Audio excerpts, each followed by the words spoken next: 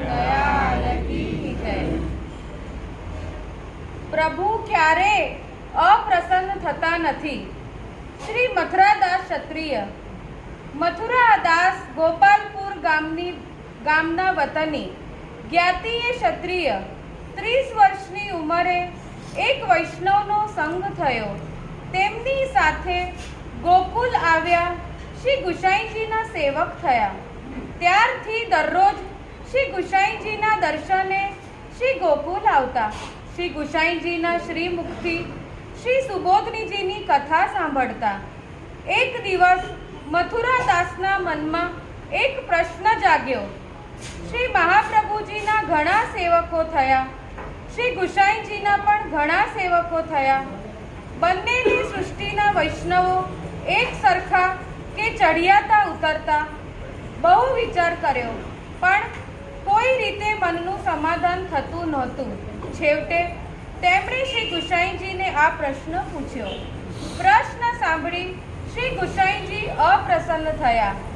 બીજું કાંઈ બોલ્યા વિના આપે ત્યાં બેઠેલા વૈષ્ણવની સામે મથુરાદાસને આજ્ઞા કરી, આજથી હું તારો ત્યાગ કરું છું। આ સાંભળતા તેઓ ઘણા દુઃખી થયા।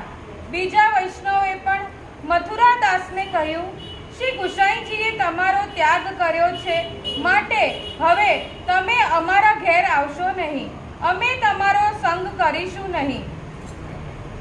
મથુરાદાસને ભારે ખેદ થયો। તેઓ બેચેન બની ગયા। તેમણે નક્કી કર્યું કે જો ગુરુ અપ્રસન્ન હોય તો હવે મારે જીવવાનો કોઈ અર્થ નથી। તેમણે ખાનપાન મૂકી દીધું। એમ કરતા 3 દિવસ વીત્યા। ચોથે દિવસે શરીર અશક્ત થયું। તેમણે નક્કી કર્યું કે ગામ છોડી કોઈક અજાણી જગ્યાએ ચાલ્યો જાઉં, જ્યાં મારો દેહ છૂટી જાય। તેઓ ગામ છોડીને નીકળ્યા।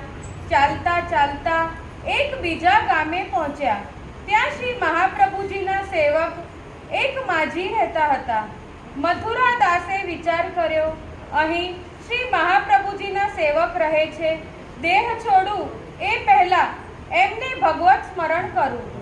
તેઓ માતાજીના ત્યાં ગયા। તે વખતે માજી શ્રી ઠાકોરજીને રાજભોગ ધરી બહાર બેઠા હતા। મથુરાદાસે તેમને ભગવત સ્મરણ કર્યા। માજીએ બહુ ભાવપૂર્વક કહ્યું, વૈષ્ણવ, આજે મારા આંગણે તમે પધાર્યા, તેથી મને બહુ આનંદ થયો। મારી ઘણી ઉંમર થઈ છે, પગ ચાલતા નથી। રોજ શ્રી ગુસાઈજીના દર્શને મારાથી જવાતું નથી, પરંતુ પ્રભુ બહુ દયાળુ છે, જીવની હાલત જાણે છે, તેથી શ્રી ગુસાઈજીએ તમને મારા ત્યાં મોકલ્યા છે। તમારા નેત્રોમાં મને શ્રી ગુસાઈજીના દર્શન થાય છે। પ્રભુએ આજે ઘણી કૃપા કરી। આપ વિશ્રામ કરો, આજે પ્રસાદ અહીં જ લેવાનો છે। મથુરાદાસ ચૂપચાપ બેસી રહ્યા। પ્રસાદ લેવાનો સમય થતાં માજીએ તેમને સ્નાન કરવા કહ્યું। ત્યારે મથુરાદાસનું હૃદય ભરાઈ આવ્યું। તેઓ ધ્રુસકે ધ્રુસકે રડી પડ્યા। માજીએ પૂછ્યું, વૈષ્ણવ, આટલા બધા દિલગીર કેમ છો? જે કાંઈ કારણ હોય તે મને કહો। ઠાકોરજી દયાળુ છે, ભક્તનું દુઃખ સહન કરી શકતા નથી, જરૂર કાંઈક રસ્તો નીકાળશે। મથુરાદાસે બધી હકીકત કહી। તે જાણી માજીએ કહ્યું, ભલા માણસ, મોટાનો બોલવાનું ખોટું લાગે, બાળકના બોલવાનું કોઈ ખોટું લગાડે ખરું?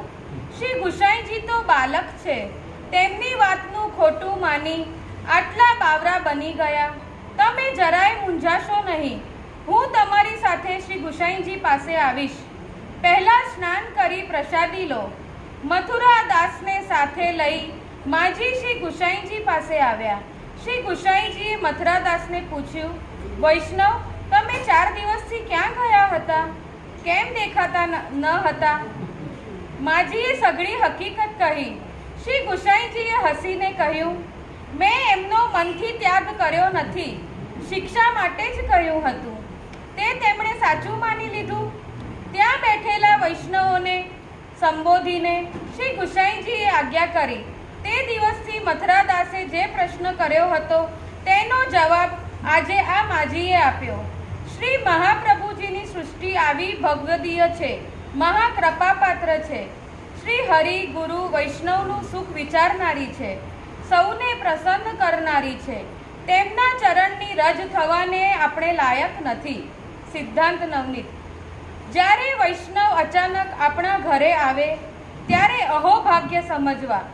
વૈષ્ણવના હૃદયમાં બિરાજી શ્રી મહાપ્રભુજી, શ્રી ગુસાઈજી અને શ્રી ઠાકોરજી કૃપા કરવા પધાર્યા છે એવો ભાવ રાખી આવેલા વૈષ્ણવોનો સત્કાર કરી સ્નેહથી મહાપ્રસાદ લેવડાવો. શ્રી મહાપ્રભુજીએ અને શ્રી ગુસાઈજીમાં તથા શ્રી મહાપ્રભુજી અને શ્રી ગુસાઈજીની સૃષ્ટિમાં ભેદભાવ જોવો નહીં. સૌ વૈષ્ણવો સમાન માનમાં, સૌ વૈષ્ણવમાં સુદૃઢ પ્રેમ રાખવો. આ માર્ગ શ્રી હરિ ગુરુ વૈષ્ણવ કોઈ સેવકનો ત્યાગ કરતા નથી.